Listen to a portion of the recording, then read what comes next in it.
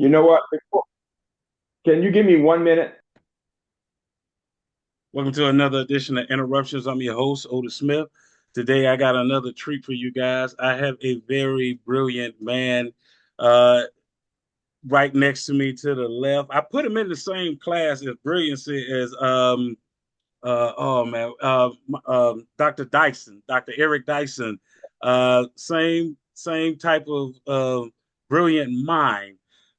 He is the president of Emeritus of UMBC, the University of Maryland, Baltimore County.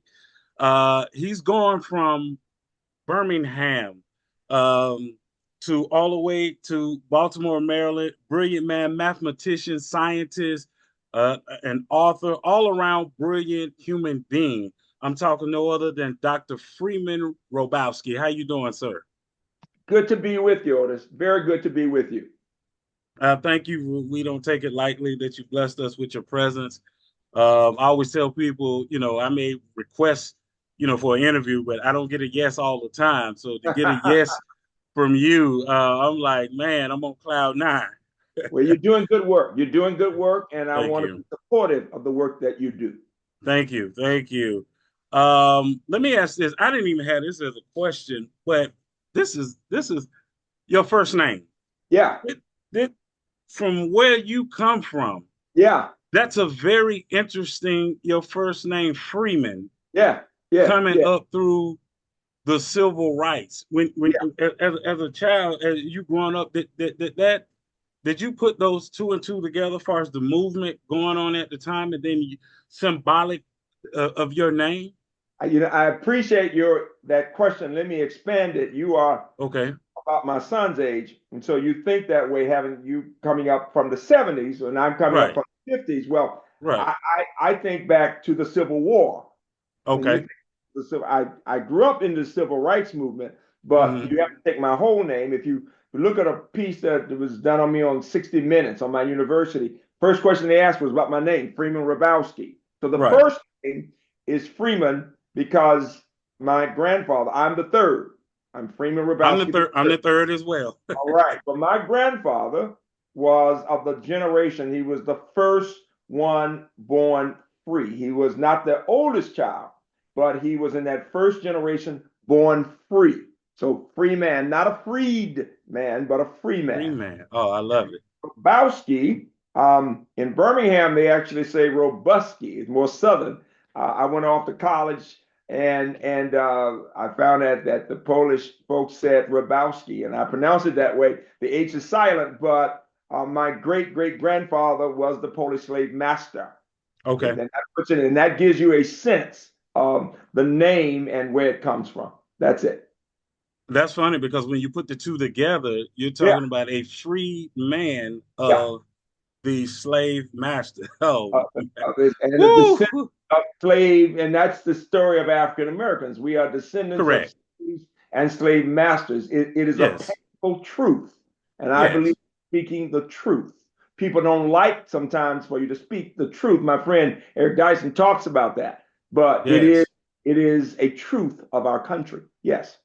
Yes. That's very poetic and very just for your name. My Yeah. first question, I want to go back because the way I discovered you, of course, was years ago, of course, but I didn't have a podcast at the time. Uh-huh. I saw you were part of the documentary Four Little Girls, and I wanted you to talk to me about that day, 19 September the 15th, 1963, Yes. because you said something. Um, well, let me go back. Dr. Carolyn Maul told me that when she and a lot of people who haven't seen that interview yet because I haven't released it yet, but Yeah. she was the one that answered the phone when they said 3 minutes, and she was one of the survivors in the church. And she talked about how when she got home Yes. and they advised her that her friends didn't make it, Yes. and she said after that day, after they told her that nobody talked about it, like it was just she went to school, nobody talked about it. She Yeah. said the only thing that happened is someone leaned up to her and said, "Hey, I heard about what happened at the church." That Mm-hmm. was it. Mm-hmm. And seeing you in the documentary, Yes. The Four Little Girls by Spike Lee, the Spike Lee documentary, what was your experience of your friends passing? And did you experience the same thing far as no one talked about it? It kind of just moved on? You know, first of all, I have such respect for Dr. Carolyn Mall, a brilliant woman of God, and have known her for years. Hmm. Two things I would say: I did not talk about it in the way I do now Hmm. for literally 3 decades. When I talked Wow. about it with Spike Lee, Hmm. 1997. I 1997, know it right. was 97 because it was the year my mother died. Um, 34 years had passed. And when Taylor Branch, a historian, called and said, Freeman, you wrote this piece on growing up in Birmingham. I want you to interview with Spike Lee. I said, I can't talk about that. And he said, why? And I said, it's just too painful. It's too Wow. painful. And Wow. that was 30 years later. I was 12, 13. I turned 13 that August, and 13 is when the girls were killed. And so I was 43 telling him it's too painful. But I was convinced to do it. And that's when I first talked about it publicly. And that was 30 years ago. All right. And so she's right. We did not have those conversations. I will tell you that she lived there were two major middle class parts of Birmingham, black Hmm. Birmingham. One Right. was in Smithfield and one was in Titusville, where your Okay. teachers were and others. And I'm there in Titusville, child of parent of teachers, and we go to 6th Avenue Baptist Church, and the bombing was at 16th Street Baptist Church. Now both were located at the same address, 6th Avenue and 16th Street, that intersection, Okay. one on the north side and one on the south side. Okay. I'm on the south side, and they were called sister churches, and they even Okay. looked just alike. And Oh, wow. they were built by brothers, very historical, back in the late 19th century. If you Okay. can imagine, very rich black history. All right. And here's the point: brick churches, beautiful brick churches. And the key is that families were split between the two churches. So when Okay. when my minister, Reverend John Porter, all of a sudden got a note and stopped church and said to everybody very calmly, our sister church, 16th Street, has just been bombed. Please remain silent and let us pray. I'll never Okay. forget that. And just very briefly prayed, and he said, we will leave the church orderly. And people did just that.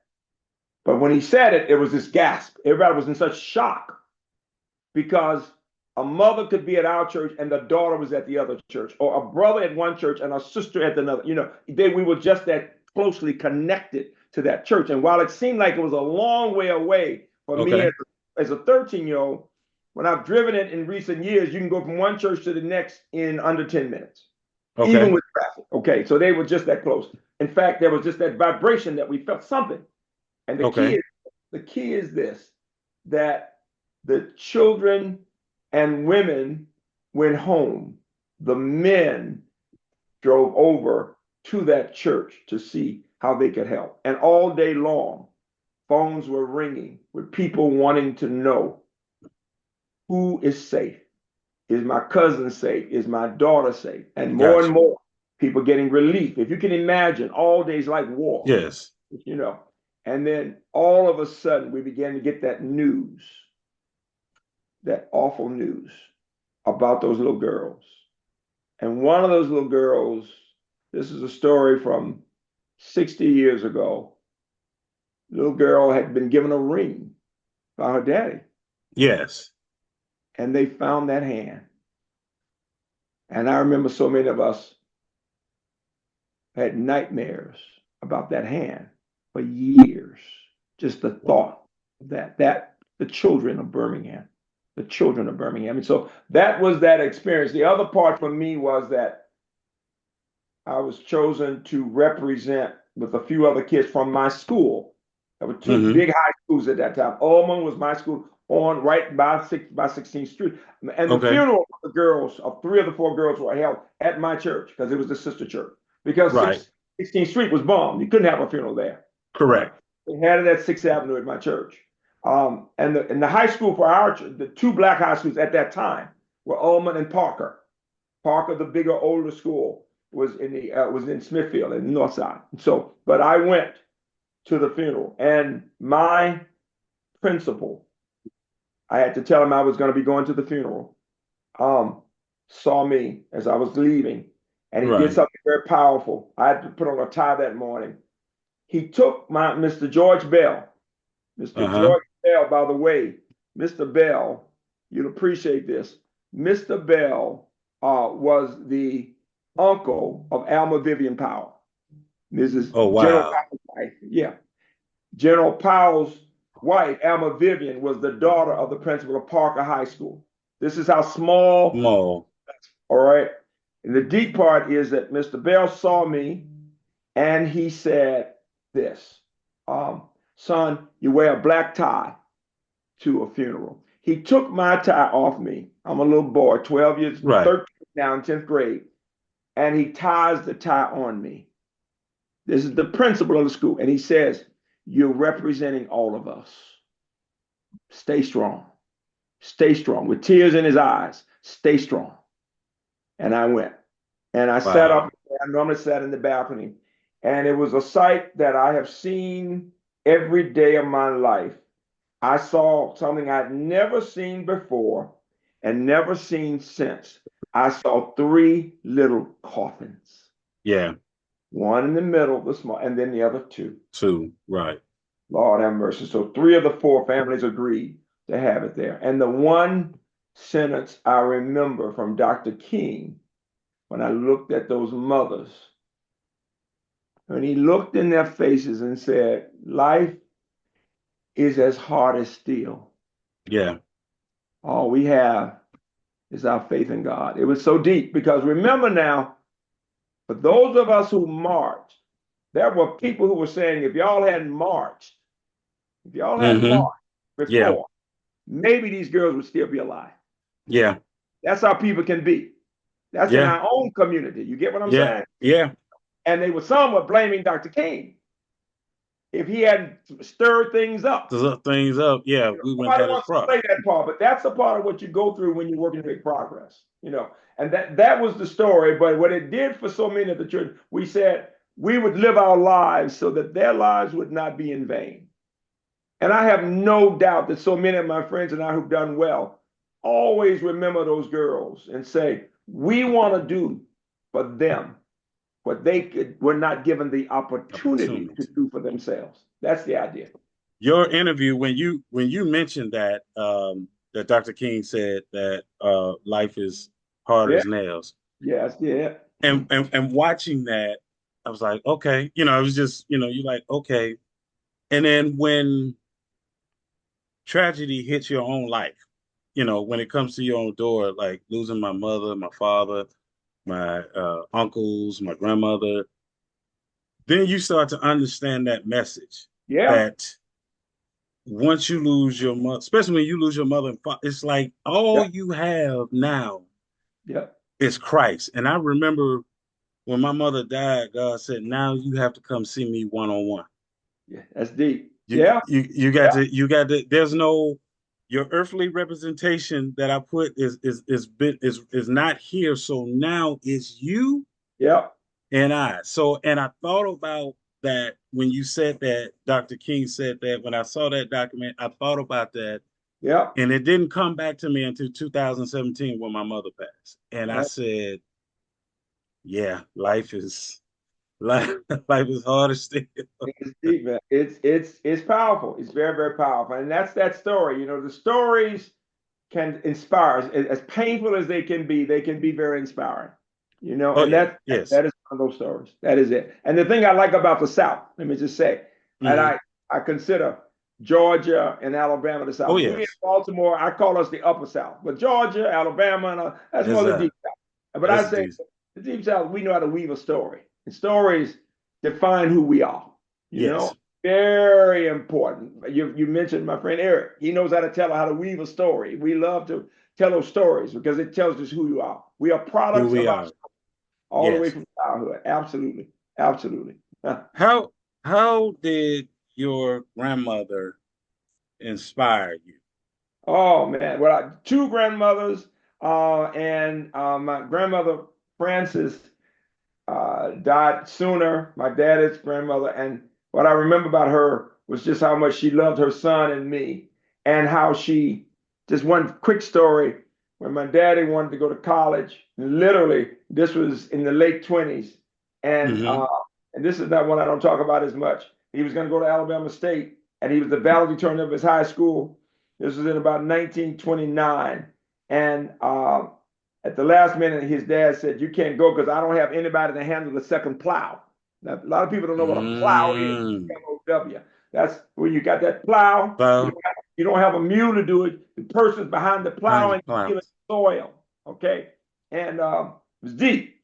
And my grandmama said, "No, my child's going." Now at that time, women did not talk back to their husbands. They just kind of accepted. They had Right. to, life. But she 5 feet tall. She said, "No, my child's got to go to college." Because you know who had told her that? That she'd heard speak, Mr. Booker Washington from Tuskegee had told, Booker T. "Send your Washington. child to college, to school." So here she said, he said, "Well, who's going to handle the plow?" She said, "I'll handle that plow." And everybody laughed at her because a Wow. plow is a heavy thing to handle. The plow is Correct. a heavy thing to handle. My dad said when he was there at Alabama State in school, he would think about his little mama, 5 feet tall, handling that heavy plow in that hot sun every day so that he could be there in school. He said, "How dare I not do my best for my mama, for my mama." And she did it. That's that grandma. That's that grandma. All right. You know, with a Okay. granddaddy who meant the best. So I was blessed on that side. But the grandma Wow. you're talking about is Grandma Gracie from Wetumpka, Alabama, outside of Montgomery, where your folks are from. Okay. Okay. The country, another part of the country. Because if you go back, you'll find most of us have roots in the country, not a country, Yes. the country, rural. All right. And Okay. this is the part. This is the part. There was something called the Alabama literacy test. I want your viewers, your listeners, to Google the Alabama literacy test. It was developed to keep Black people from From voting voting. Yeah. in the early 60s. Whites could just put an X there because they couldn't read and write either. Okay? Hmm. Illiterate South, but a white man especially could put an X there. All right? All right. White women were not allowed to vote even then, still. And but the point is the man for sure could do it. Now Right. here's the point. My grandmother was allowed to go to the sixth grade. She was a daughter of slaves, and she could read well. She was always reading the Bible, and she had sent my mama to school. And my mother was an English teacher, and she was always getting mama to teach her more. But here's the point: she was determined to vote in her town, Wetumpka. Now, my parents could vote in Birmingham. People could vote in Atlanta, but in little towns, people kept people from voting. Okay. And my grandmama said, "I'm going to vote in my town," and she went to vote, and they said, "You got to pass this Alabama literacy test first." And she took the test and she failed. She didn't know the answers. She was devastated, but she was a brilliant woman. The second time when she went, she had some of her women friends go with her. Okay. She had a strategy, and the strategy was because they said it was the same test, same questions. She had them Hmm. memorize different parts. She'd given them assignments to memorize certain questions. So each of Okay. them memorized several questions. Okay. After they came out and they put the questions down. They put them together. She brought Hmm. them to my mama to study and to get the answers because the answers come from the Constitution. And then Gotcha. my mother and I would grill her on those questions. When she went to take it the third time, she sounded like a lawyer. Go look at those questions. Wow. They're hard questions. They're questions you don't necessarily know the answers. When she came back to Birmingham that third time and came in the house, she looked me in my eyes and she said, "I am now a voting citizen of the United States of America." She was 70 years old, had given Wow. several years of her life to this country. First time she had been allowed to vote. And I tell people, there have been people who have died Yes. that we could vote. How dare we not vote? That's the story that I want every person eligible to vote to hear. How dare we not vote? That's the story. It's funny you say that and sharing that story because I can remember as a little kid, I was engaged in the political, far as understanding voting, and Yes. we would watch the debates and stuff. My father and I, and then somewhere around the '90s, once I became of age, I didn't vote, and it was a situation where it was like because I felt like I didn't trust politicians. Yeah. Yeah. But then, but then somewhere around what you just said Yeah. crept on me and said, you know how many people died fighting for different rights Yeah. that you automatically inherited. Yeah. So Yeah. you cannot take the position Yeah. of, well, I'm not gonna vote because I don't trust nobody. You can't. It's too many people who's died to make it, and like you said, I come on the heels of your generation of '71 Yeah. where I didn't have to deal with white bathroom, black bathroom, and all Yeah. that. So I've always, my mother, her sisters, my aunts, I've always said to them, thank you. Yeah. Yeah. Because I told Dr. Carolyn, listen, I'm gonna be honest, I don't think my generation was gonna be able to, he'll be able to. We'd be like, look, we'd have been like, look, Dr. Freeman, y'all go ahead on with all that down there, because, and the reason I said when you're Yeah. talking about, first of all, nonviolence, Yeah. all right, Yeah. we're gonna Yeah. protect nonviolence, Yeah. and now you're telling me that if I do this Yeah. nonviolence, that I can potentially be killed Yeah. or Yeah. go Yeah. to jail. Yeah. That takes courage to say Yeah. I'm going to go on anyway. Watch this. Not so much that it may change in my lifetime, Yeah. but I need it to change in the next generation that's coming behind. And so sometimes people are so selfish Yes. that we're not willing to die for the next generation Sure. Sure. because Sure. we just talking about dying, period. So I ain't willing to do that. So I thank your generation for that and your grandmother's perseverance, both of your grandmothers, Thank you. um, perseverance.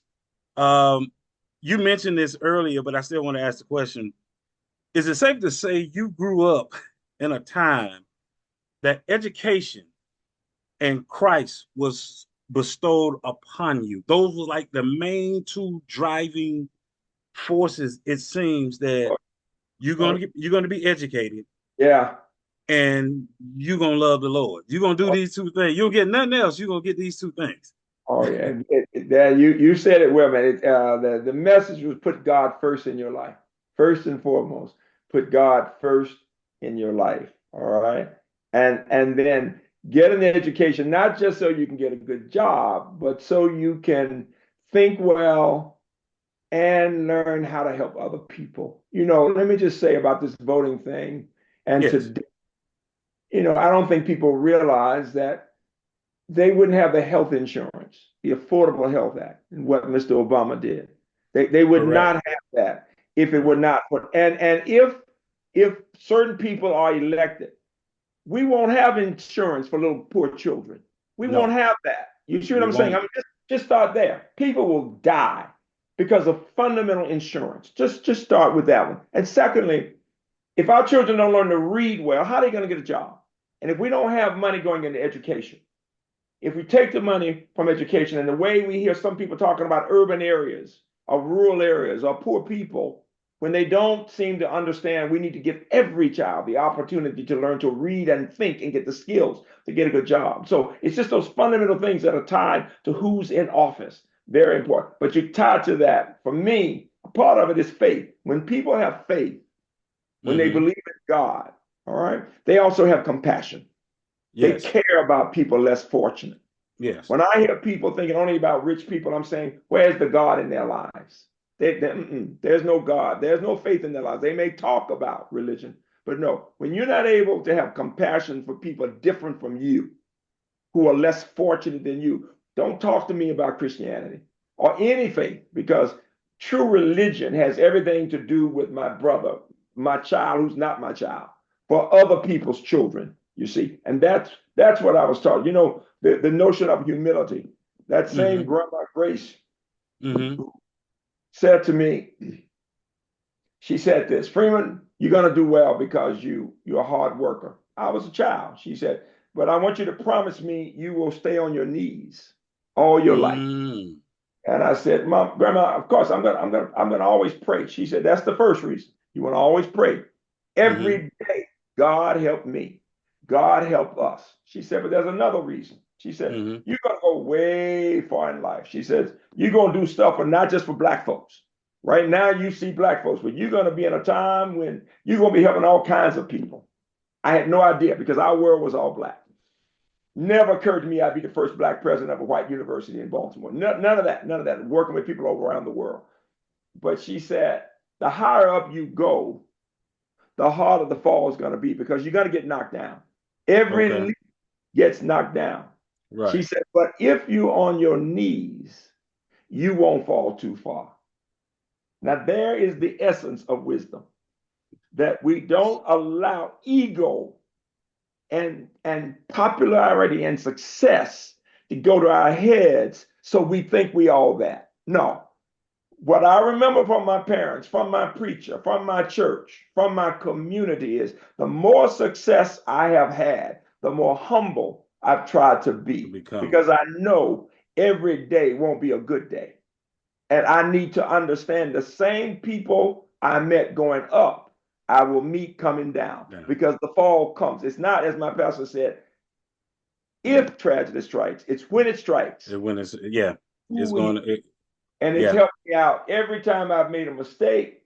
God has been right there, and people have been there saying, "Freeman, you did your best, and we're here for you."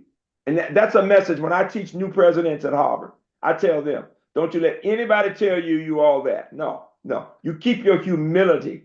You keep your faith, and that faith will sustain you in the life situations, in the death situations, in the challenging situations when people lie on you. When you find yourself not knowing which way to go, you'll find that somehow your faith will sustain you. Sustain you. I give talks on that. And as a mathematician, I can say science and faith can go together. No, they are not mutually exclusive. No, some of the greatest scientists I know understand the importance of faith and what it does for humankind. Yes. Yeah, the yeah, because the it's funny you say that because you can use an example, can look at the Big Bang Theory, Yeah. right? Yeah. But then you can understand he said, let there be light, and that's what caused the Big Bang Theory. That's Sure. what causes the lights to come on, the land to split, the sea to Sure. rise. So Sure. yes, you're right. They can be explained. You just have to have the faith, but you can't put all your eggs in the scientific. So you're very much correct on that. And I've always believed that. Um, when you were getting ready to graduate from high school Yeah. and you was getting ready to go to college, Yes. what was that like far as your mindset? Because when you get ready to leave, excuse me, to leave high school and go to college, or some people go into the workforce, you already know life is about to be different. Yeah. And the reason I chose this backdrop that I have of you, because your facial expression seems to be you knew something about you Yeah. that everybody else didn't know was coming. Even though that's not you graduating from high school, but I'm just saying I chose that because you have a look like you know what God has put in you and Yeah. where you're trying to go, Sure. but you also knew others didn't know. Right. I will tell you because this is a special moment, an existential moment, because I'm looking at you. I'm looking at that picture you got there when I was not even 50. I was in my late 40s, and now I'm looking at myself now at 70 plus, and I'm thinking about this evolution as I become an old man. And yet I can tell you, I was accepted to Morehouse when I was 14, and I was to go then. And at the last moment, my mother said, "You may be precocious mathematically, but you're still immature. I can't let you go. Can't let you go." So she let me do some interesting things my last year, and I left home and I graduated at 15, went to Hampton, and finished my math major at 18. And I was going to get married because I was moving fast, and I knew who I wanted to marry, and they bribed me into going to Egypt. And at the last minute, I figured out a way for my girlfriend to go. So we went to American University in Cairo, and I came back and graduated at 19 and got married. So I've been married for over 50 years, and that was my life. Now, understand, my parents were older parents. Anybody Sure. who's listening knows children of older parents are older. Yes. They're mature. My dad was over 40. My mom was in her third, well into her 30s, and they talk to you like you just a regular person. So I was talking at the dinner table at 3 and 4. They wanted me just to, and so I was blessed with Yes. Christian educated parents studying math and the Bible and poetry and Langston Hughes and Zora Oh Neale Hurston wow. as a little kid. And my mother was an English teacher and a math teacher, and she was helping me do word problems at a young age. And my dad had left teaching to work at a steel mill because he could make more money as a laborer Yeah, as a labor, right? and doing the reading and writing for his illiterate white supervisor. You get that? And making more Wow. money with that. And teaching the colored men in the still to get their GED. And then mama would work in the evening with the GED. So we were working with people. She was constantly helping people get their high school GEDs and helping kids in the neighborhood apply to college and tutor. So our house was like an education center, but it was also Bible study. And Sixth Avenue Baptist, we were always in church. We had youth fellowship, we had Bible study, and we were always in church. We were doing something, whether we wanted to be there or not.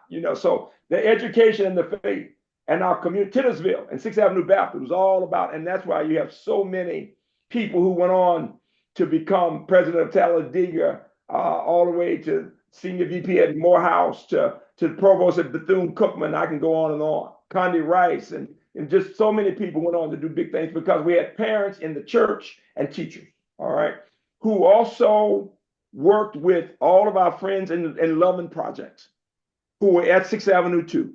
So it was Right. not that class thing. Get my point.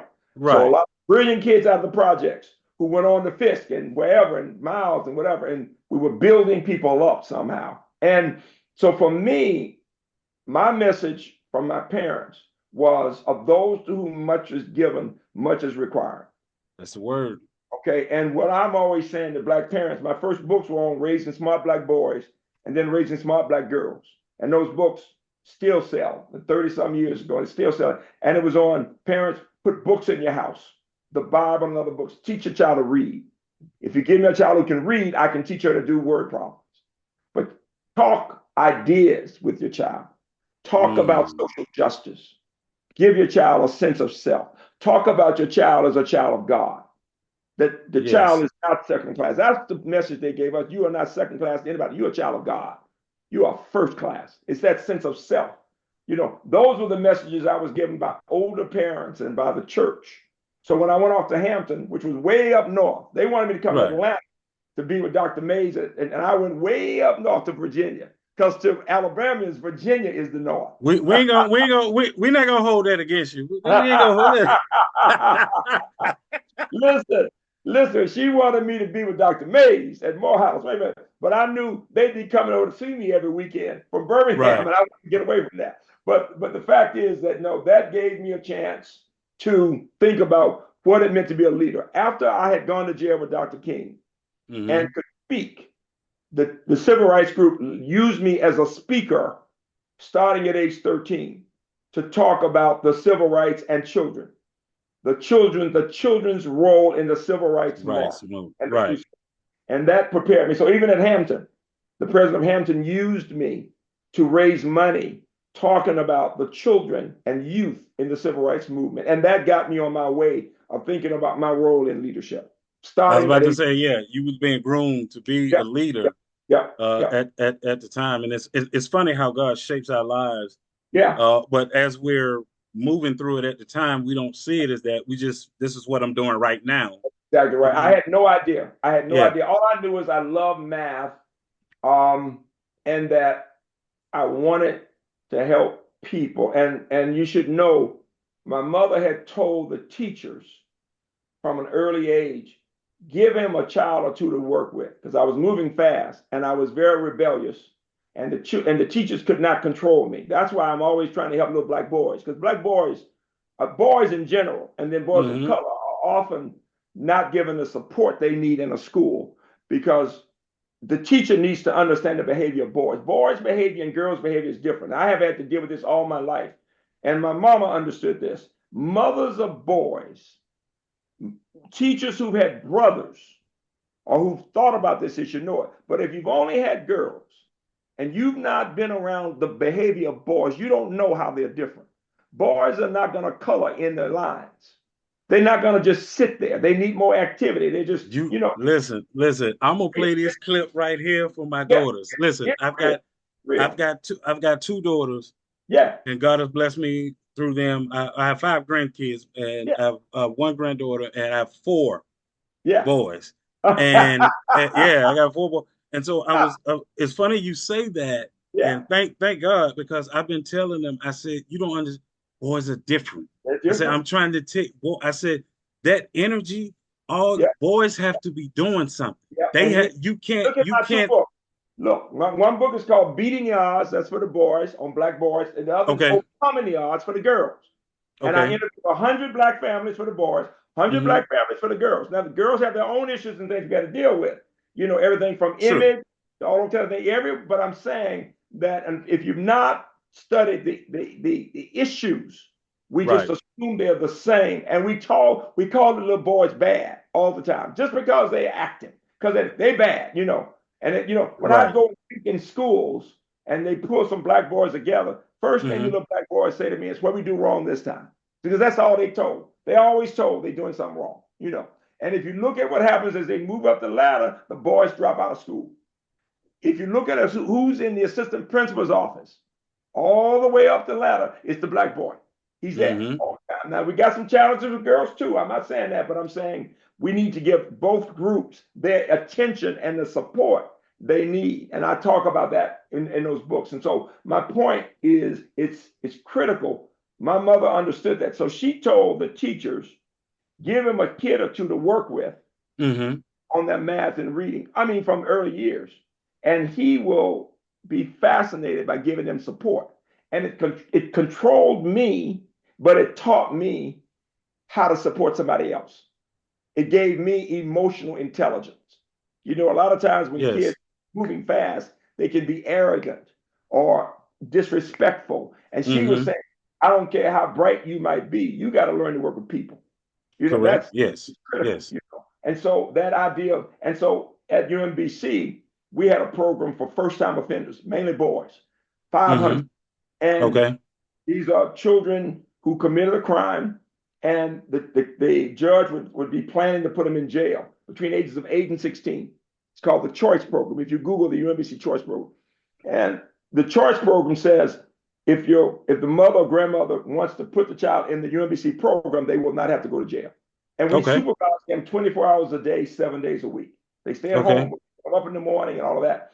And one of the strategies is to have the older boys helping the younger boys.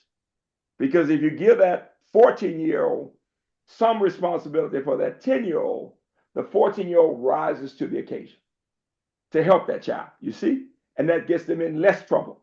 And they see themselves as believing in themselves so they can help the little brother. You know, and it's that idea one helps That another. and also, I think that's a great idea because it also allows you to also look in the mirror. Oh So, yeah, so yeah, like if you're mentoring me, you're teaching me, and yeah, then you yeah. say, Otis, go ahead and teach this other person. Oh yeah, So oh then when I see that other person act out, yeah. then I can say, okay, that's what Dr. Freeman was dealing with That's me. right. Okay, okay. So now it makes me not only accept the mentorship from you Yes, better, but yes. now I can say, hey man, I was feeling the same way. I know what you're feeling. I know, and now you can actually reach this kid. I can reach this kid better than Dr. Freeman That's right. because we're closer in age, and I Generation, can age, so all that. I can take so yeah that's a wonderful concept and idea. So thank you for what you're doing It works at in every Maryland. level. And let me tell you, that's on the level. Now, UMBC is best known for producing the largest number of African Americans who go on to get MD, PhDs, and PhDs in science. We people did not think it was possible because always the HBCUs, Howard, Morehouse, Spelman, Hampton, my alma mater, Xavier. Mm-hmm. All right. But I said any school could do it if you got the right kind of commitment. Because mine is not an HBCU. We got about 2,000 blacks, but we have kids from 100 countries. But we've become the number, we went ahead of Howard and all of them as the number one producer of black undergrads who go on to get PhDs in chemistry, physics, biology, all those there, and MD PhDs. The woman who created the Moderna vaccine led the team, co-led the team from NIH, is a UMBC graduate from a little country town in North Carolina, Dr. Oh, Kismikia Corbett. okay. At Harvard faculty now, but in her 30s.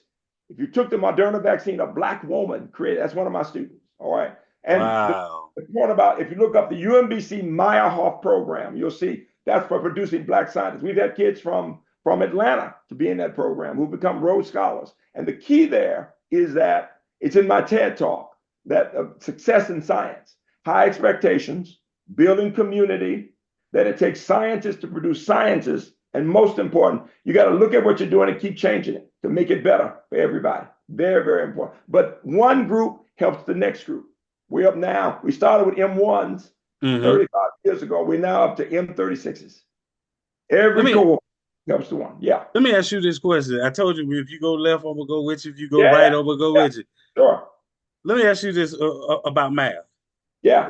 I had asked the Asian guy. I said, "Hey, let me ask you this question." I said, "Please don't take offense. I just want to ask you a question about mathematics and Asians being good at mathematics." Yeah. And he said, "Go ahead, shoot." I said, "Why do you guys seem to excel in mathematics, and then when you come into the United States, you only just dealing with history, and when it comes to math and science, you guys are pretty much at the college level. You just relax. Everybody else is pulling their hair out, Right. screaming." Right. And he said to me, he said, "It's the way here, Western. It's the way you guys teach it." And I said, "What do you mean?" He said, when you're a child absorbs anything you give it. Right. He said, we go from, addition, subtraction, fractions, multiplication. And Right. he said, and we go into, algebra, calculus, trigonometry. He said, here, I find that once you guys get to multiplication, you don't progress. So you in the United States, he said, you guys are thinking letters are over here, numbers are over here. And he Uh-huh. says, then when you get ready to get to high school Right. and you are introduced to algebra, so now you're combining, the numbers and the letters, your Mhm. mind is saying, hold on, wait a minute, it's foreign to because you separated the two. And now he say, so when you go from not one extreme, but if you continue to go from one to the next, even with the little child, Right. they'll just absorb it. He said Yeah. they'll Yeah. just absorb it. So I wanted to, get your Sure. thoughts on that. So I think he meant well, and there may be a point there, but it's far more complicated. First of all, Okay. the most privileged children in our Mm-hmm. country do extraordinarily well. They have every possible advantage. If you look at Howard County, Montgomery County in the state of Maryland, the test Mm-hmm. scores are as high as any place in the world. But Mm-hmm. their parents have PhDs. Their Okay. parents come from all over the world. Mm-hmm. They are often Asian, but they're often African from the islands and other places. Okay. They've had Mm-hmm. every possible advantage. If your daddy has a PhD in math or your mama has a PhD in biochemistry and you get stuff at home and of course you're going to be at that level. So Gotcha. we do have those at that level. That's that top 10%. Okay. But here's the point. Um, and I work with the international math competition. In Okay. general, even our most advantaged are in the bottom half for this reason. We don't focus as much on the most difficult problems in our schools for the most part. Mm-hmm. Even our AP exams are more plug-in exams where you've had the problems before and you plug in and you can get the answers if you've done what the teacher said. On the international Okay. exam, more critical thinking. And but the math associations are working on that now. But what concerns me more, first of Okay. all, people from all over the world come here because we have the best higher education system in the world. We just do. Okay. Okay. But what you see is now, why is it that we have more Asian Americans who excel Mm-hmm. in math and science? Well, the first point is think about it. There are 1.3 billion Asians, Mm-hmm. 1.3 billion Chinese, 1.2 billion Indians. That's 2.5 billion human beings. The Right. top 10% of any population will be off the charts. Gotcha. Extraordinary. That's Okay. 250 million geniuses. America Mm-hmm. only has 300 million people, 300 something Gotcha. million. Okay. Got it. So you start just there. All right. We forget how small a country we are in population. And then when you take people from other countries, whether they're from Nigeria or Mm-hmm. Jamaica or Russia Okay. or whatever, they are intense. They're hungry for the knowledge. You look at the Caribbean population here, they're hungry for the knowledge. Okay. Mm-hmm. The more generations people are here, the less hungry they are for the knowledge. They've been beaten down. They've been beaten down. They become more cool for a lot of reasons. We like to say many of the blacks in the North came from the South, and we laugh Correct. sometimes and say those of us from the South came from another country. We got that hunger, because Northern cousins always think the Southern cousins are slower. You get Right. that? They really think Yes. Southern cousins are slower, and we Right. show them just how good we are. Okay, the northern cousins often were more relaxed and laid back because things were not that bad. But for the southern cousins, things were bad. And so we were hungry coming from, Hungry for the now. You got it. and we Got excel. it. You see more southern blacks excelling than the Yep. cool kids out of northern cities. And the ones who do excel, you see that southern connection so often. Okay. Yep. Same thing is true of those who come from Jamaica, man, or who come from Nigeria, or who coming from a European country. There's a hunger that comes when you migrate because you're coming for promise.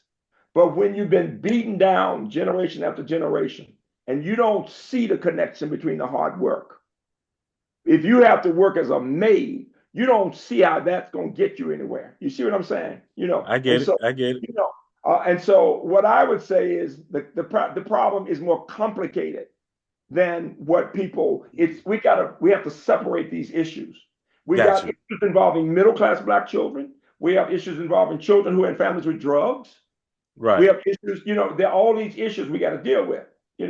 And to deal with them, we have to bring specificity to it. There's no doubt. And then we have to deal with just structural racism. There's no doubt. Right. Let me give you just one point.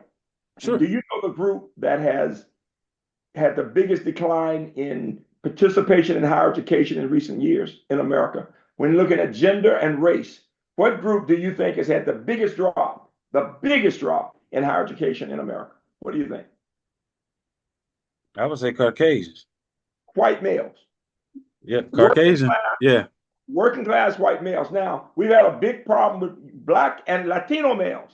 Now, because of discrimination, they end up in prison.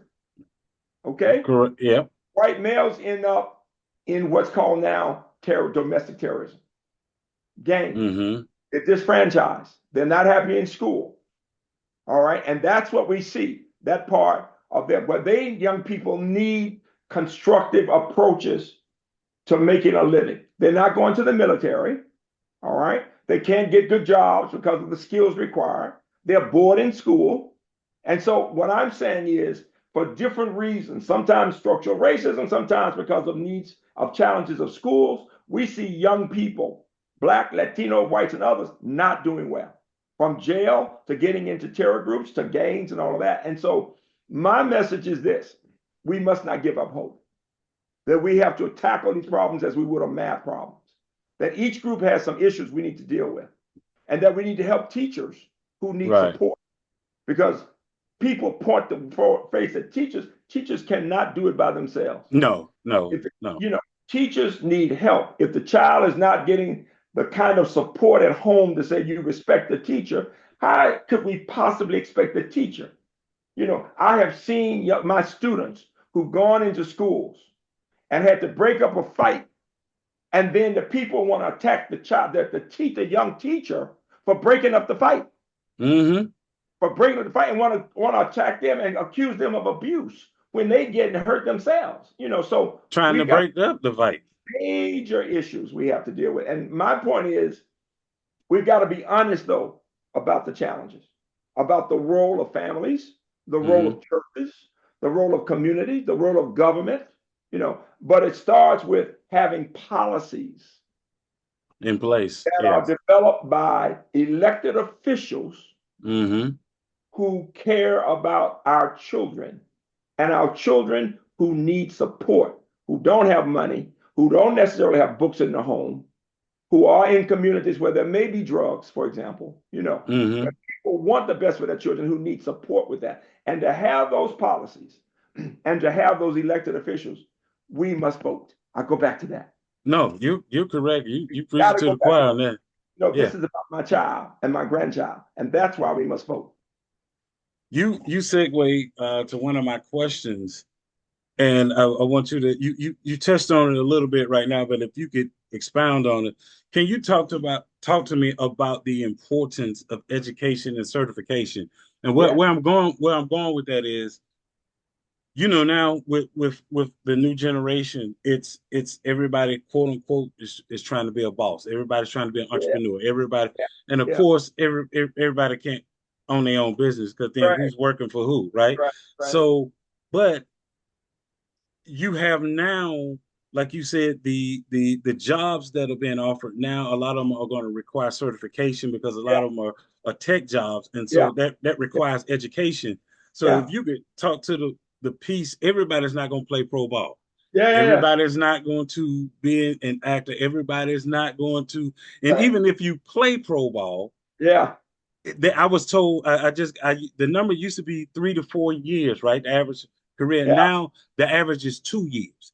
So yeah, now you've put all your eggs in this basket, and now you can't. Now what are you going to do? So yeah. can you talk about that Sure, importance of education and certification? sure. No, I would say two things. First of all, obviously, I believe in the importance of a college education, but Hmm. I don't think a college education is needed for everybody at the same time. Correct. I know a lot of people who've gotten AAs, for example, who are doing well. I know Hmm. other people who've gotten certificate programs who are doing Hmm. well. And every person has to decide what's best for me. The worst thing that can happen if it's for somebody to push somebody into a 4-year education when they don't want that, and they go there and they spend a year and a half, they get into debt and they drop out. Yeah. And that's what we do too much. Okay. I've Right. worked with other countries and what they do. There are some fine certification programs right now in technology areas and others where you can get a Right. good job and start working.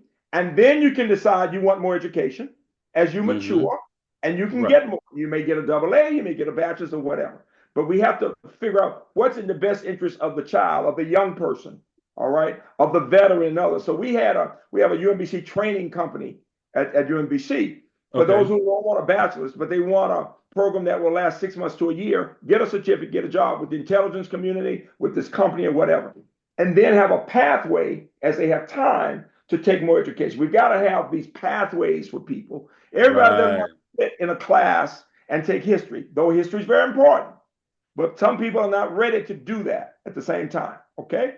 I believe in a liberal arts education, but we've got to stop thinking one pathway for everybody. Other Correct. countries get that. Secondly, there are some wonderful programs, but now at the heart of it all, this is what I've got to tell people. I Hmm. don't care what certification program you plan to take. You've got to have strong reading and quantitative skills and thinking skills. I've looked at programs involving auto mechanics and I've worked with companies, and those are computing jobs. And you have to be able to read and think and ask clear questions and listen well to what the customer is saying and use the technical skills to work with that laptop. Okay. And so when you listen to these people talk, it sounds like they got a PhD in computer science. They may have 1 year certification, but they have strong thinking skills. Skills. So what I'm saying is K through 12, we need kids, young people, to learn how to read well Yes. and to think clearly and to have fundamental quantitative skills, some fundamental algebra skills and word problem skills, because they're going to use that whether they go for a 4-year degree or a certification program. Because the word problems, if they go for a nursing assistant job, whatever, Mm-hmm. you're going to need those kinds of skills. When you talk about people in healthcare, they got to learn things about how you deal with chemicals. They got to learn things about measurements, you see, Yes. Yes. and it means hands-on experiences. I work with a lot of countries. In Taiwan, you have companies working with community colleges in engineering, and they start them working literally in senior high school through the first year of that 2-year college, and they're in the companies working. In Stuttgart, Germany, I see kids in high school learning to be chemical assistants. All right. So some days they're in the school, other days they're there. In our country, in Maryland, we've got what we call early college, but where kids get a chance to be doing some college courses, but in community colleges. But in many places now, they're getting certifications for companies. Companies have their Yes. own standards. All right. And so we need to look at these different opportunities, but we also need to look at ways of training teachers. I Yes. can say this as a math teacher. Every kid takes geometry, and the Mm-hmm. kid asked, you remember geometry when they had those statements and proofs that people didn't understand? And Right. the kid asked the teacher, when am I going to ever use this geometry? All Yeah, I right. was one of them. And the teacher has been taught to say, well, this is going to teach you to think. And the kid is thinking, yeah, yeah, it's teaching me to think that it sucks. That's what it's teaching me to think. Right. Yeah, I want out. Let me tell you, I ended up marrying the girl who was smarter than me in math. I really did. She was the Virginia geometry champion, and it was because her daddy built houses, and she learned Wow. her geometry in construction because geometry really is at the heart construction. You Correct. got the proofs and the statements, but she really learned the Pythagorean theorem looking at angles, in a way. And I've seen community colleges looking at ways of teaching construction and geometry together. Then you see how it's connected. You see what I mean? And so we have to find ways in these programs as we're teaching people in construction, Mm-hmm. as we're teaching people in mechanics, um, Mm-hmm. that there's a connection between math and what they can do. And the problem is, and this goes back to what the Asian guy was saying, Mm-hmm. are taught when they're in the second and third grade that they're either a math person or a words person. We turn Yes. people off for math all the time. Most Americans of every race think math is not for me. And we gotta change that around. We gotta help teachers even to help teachers feel better about math.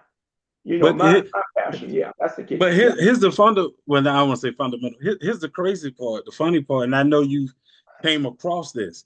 yeah, But when we say that, like, math is not, but school is not my thing, yeah. but fundamentally, a drug dealer mind is working mathematically. Let me tell you a story, man.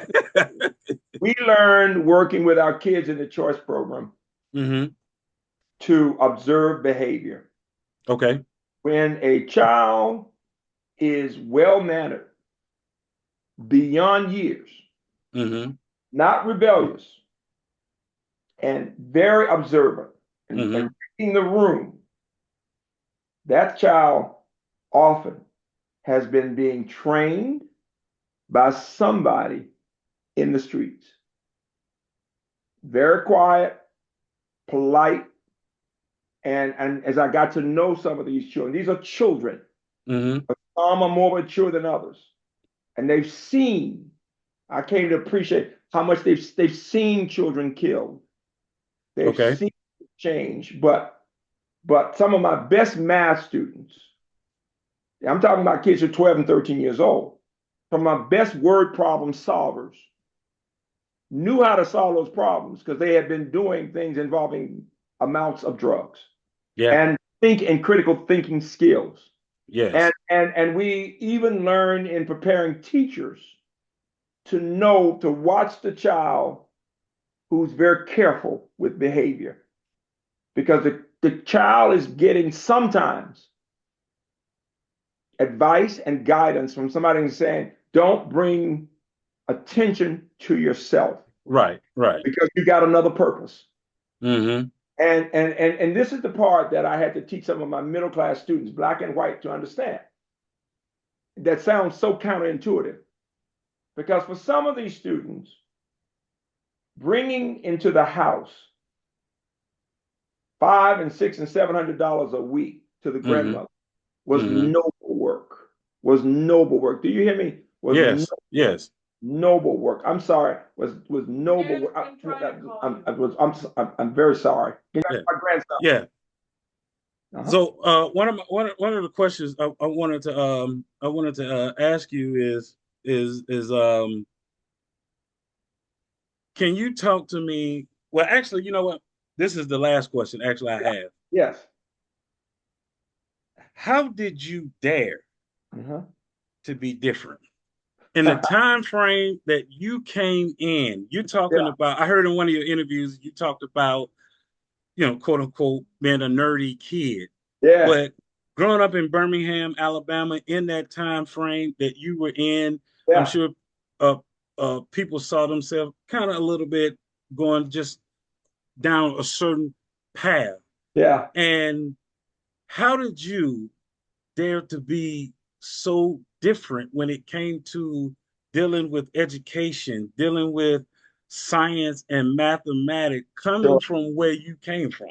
Yeah. You know, I'm going to say something that will sound in some ways perhaps surprising. Mm-hmm. I am Black America's child. I have people have always wanted to say I was different because I moved fast and was able to go through school as an A student. But I am the child that you see Mm-hmm. in projects. The difference is that I was blessed to have older parents who were blessed to get an education. Any child in poverty today who could have my old Christian, hardworking parents Mm-hmm. who could teach them to read and think and discuss ideas and question the world Mm-hmm. could what I have done. We in our country tend to think that high achievers are so different from the rest of us. And I'm saying to you, Mm-hmm. no. I've worked with enough children from poverty to know they are just as smart, if not smarter than I am. They just didn't have my mama and my daddy to give them Got word you. problems at age 3 and 4. You see Got what you. I'm saying? Got And you. my message is we must believe in our children. And leaders sometimes drink the Kool-Aid and think they all that. No, no, no. I am blessed to have had the community and the church Mm-hmm. and the family and the love to produce me. And of those to whom much is given, much is required. And I'm saying to you that my passion has been to produce brilliant Black scientists. All Mm-hmm. right. And my students are so much better than I am. And some come from first generation college and others come from middle class families, but they are now in the faculties, best universities in the country. And others are starting their companies, right? But they come Right. from all kinds of backgrounds. And some had two great parents and some had a grandmama. Mm-hmm. But what matters? That we believe in our students, that we tell them they are brilliant, that they can do anything. And most important, that we push them to be their best. And that's it, that we push them, that we love them. If you love a child, Mm-hmm. you can push them to be their best. I believe that after 50 years of educating students of all races, and I'm very proud of my students of all races. And I Right. talk about Black scientists because only about 2% of the scientific infrastructure is Black today. I'm blessed to be in the Okay. National Academy of Sciences. You're talking about 2%. I Two mean, we can percent. have so many more. I mean, we don't want people to think it's got to be George Washington Carver. We want to have a lot of people who are Right. scientists of color, And so the key is to help our families understand it's not just a few people who can do math and science, many can, but that we need Right. not only the scientists, we need the brilliant humanists, we need the brilliant artists. We need, Right. we have to, that I'm talking about math and science, but I was also taught we need brilliant people in every subject. That's the Yeah, other, correct. yeah. Yes. And that as a mathematician, I love literature and music as much as I love math. That you don't have to just be one sided. We need, in this time Sure. of technology, let me just say, I don't want technologists who don't understand ethical values. And most Correct. important, let me say this, whether you're in religion, or you're in business, Mm-hmm. or you're in the arts, or you're in medicine, Mm-hmm. I want you to speak the truth. Either way it goes. Many Right. leaders right now who don't speak the truth. We have to teach our children to know the truth when they hear it and to look for evidence and to speak with passion, with brain power and passion and compassion and compassion. That, And that's why I asked that question because it's not so much being from Birmingham, Georgia, or wherever yeah, anyone from. It's sometimes kids can make it where it's not cool to be smart when it oh, is actually yeah, yeah, it is, and so to have the fortitude for you to be yourself yeah, and to go and as your parents or your grandparents and you knew yeah, the lineage that you were coming from yeah, and say I'm going to push it forward, yes, right? yes, Because I've noticed we've as especially as blacks, we've gotten to a place where we don't like to set the standard. So like use an example, if you have a PhD, yeah, then you're looking at your kids and say, okay, this is the standard. So right. you haven't even done nothing until you get here. Once you get here, now you got to go over that to say you've done so, because this is the standard. It's like Sure, we don't want to set the stand, and it's not so sure, much of you being a PhD in the exact same thing. I'm just sure. saying, like you said, To be whatever, to be yeah, your to best, be the whatever. best or whatever, yeah. And I'm going to tell you one thing I want families, and in the earlier years, I would talk about how cool it is to be smart, but I've learned and thought about it, and so my campus got away from the word smart. You know why? Because if you Mm-hmm. talk about the kids in the smart group, then what are you telling everybody else? And so we moved away from the word smart. We Mm-hmm. want to be high achieving. In other words, Achievement. they Okay. may start about you got the high achieving group, but you want to say to any student, you can get into that group. Because see, if you just say that's the smart group, then you think, well, you're born smart. No, no. If you work hard, you can be in that high achieving group. We want people to feel that it's cool to do well in school. And Right. to get good grades, it's not about I'm smart, so I don't have to work. No, I don't care how challenge the work is, how challenging it is, you have to Mm-hmm. work at it. Okay. I don't care Yes. what gifts you have, whether it's in piano or math or writing, you have to work at it. People who are good at something, basketball playing, you don't just do it. No. No, You listen no. to any of the famous basketball players, they work at it. Yeah, that work Whether it's ethic, in the work ethic. basketball or it's in math or it's in writing, you have to work Mm-hmm. out reading. You learn to read by reading. The more you read, the better you get. The better you get, the more you like it. The more you like it, the more you do it. The more you do it, the better you get. So it's that practice. I want books in the homes. I want people talking about ideas, right? And so Discipline. we Yeah. got to people that discipline that it takes and to have the respect. Kamala Harris says hard work is good work. I mean, what could be better as a value for all of us? Hard work is good work. My parents worked about 6 jobs between them to give me all that they gave me. Just as my grandmama was plowing using that plow. So my daddy, Yes. you see what I'm saying? I mean, Hard that's work. powerful. That's powerful. You know what I did? Yeah, You know what I did? And we'll close on this. Uh, uh, I watched my dad, like you said, work, the hard work. And, yeah, as a kid, sometimes you don't understand this. they get the money and you think, oh, we got money. Hey, can we go to McDonald's? Can we, Right, right, right. and so it wasn't until I became a parent to understanding, okay, back in the 80s, 70, there was not direct deposit. So they got the check, they cashed it. So you have this wad of money before you start paying bills. Yeah, yeah, So as a yeah, kid, you just see yeah, the wad of money. yeah, yeah, yeah, yeah. So what I started doing with my kids is that when they were little, when they were young, and said, "Okay, Dad, can I get this? Can I get that?" I had to start explaining like, "Okay, I can buy that. We can Uh-huh, do this. uh-huh. But if we do this, the water won't be on.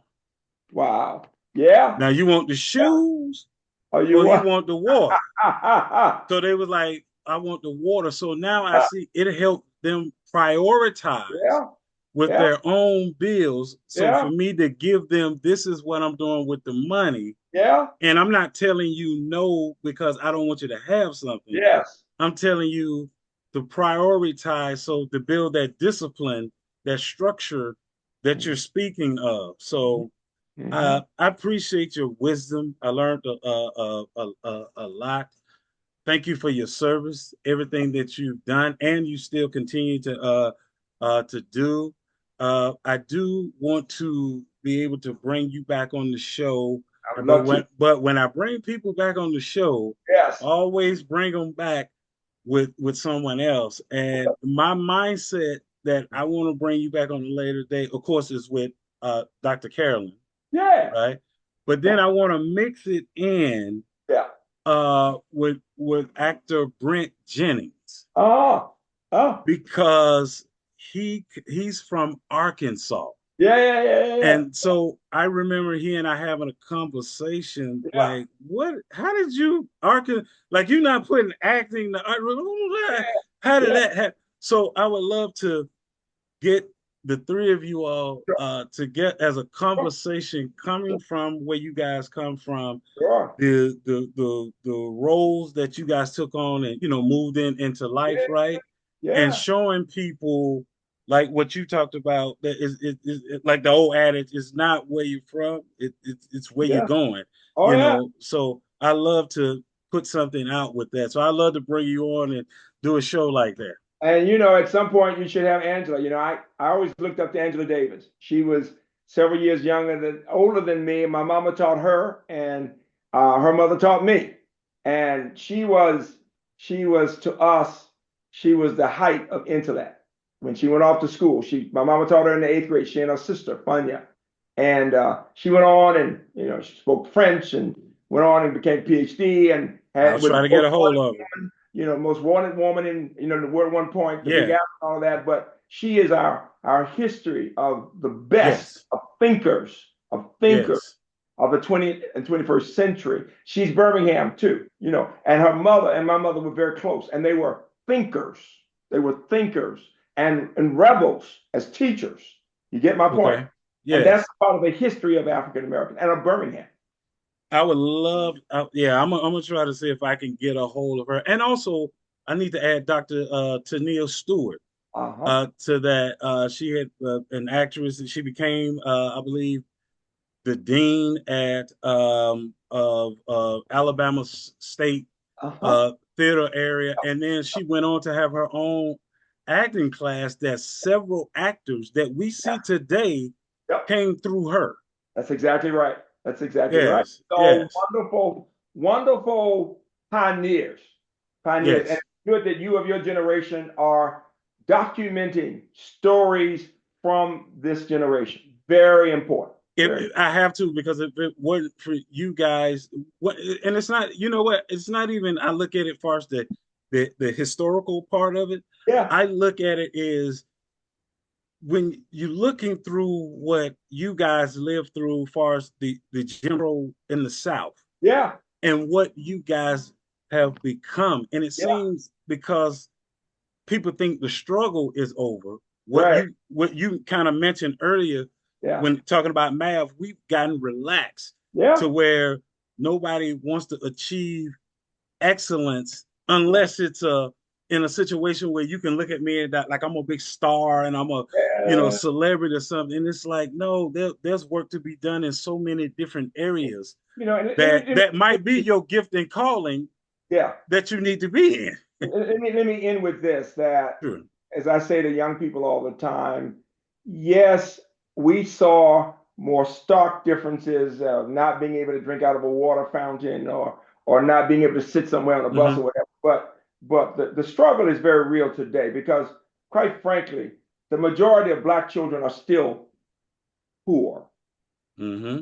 The majority of black children cannot read well Hmm. today. All right.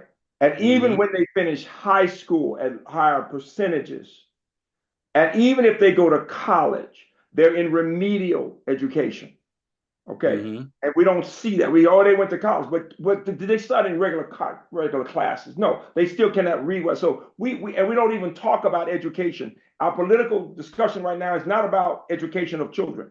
You see, Nope. so what I'm saying is we are lulled into thinking we're better off than we were in the 60s. And in the 60s, let me just say this, only 30% of human beings in America today were even born at that time. Everybody else was born after 1970. You see what I'm saying? So when Yes. you all hear about the 60s, it may as well be the 1860s because you weren't in the world. You get my point? You just see it in the books. So it's important to do what you're doing to hear from human beings this part and to hear me saying Right. it was bad then, but as an educator, I'm telling you, most of our children still have to learn to read, let alone do Gotcha. math. Okay? And Right. because if you can't read, you can't get a good job. You Right. see my point? So we Yes. have to realize the struggle continues for all of us. That's the point. Okay? Well, thank you for your wisdom. Thank you for all that you do. You're a treasure to us. Thank you, Keep my doing brother. what you're doing. Stay safe, and we love you. Back at you. Keep hope alive. Keep hope alive.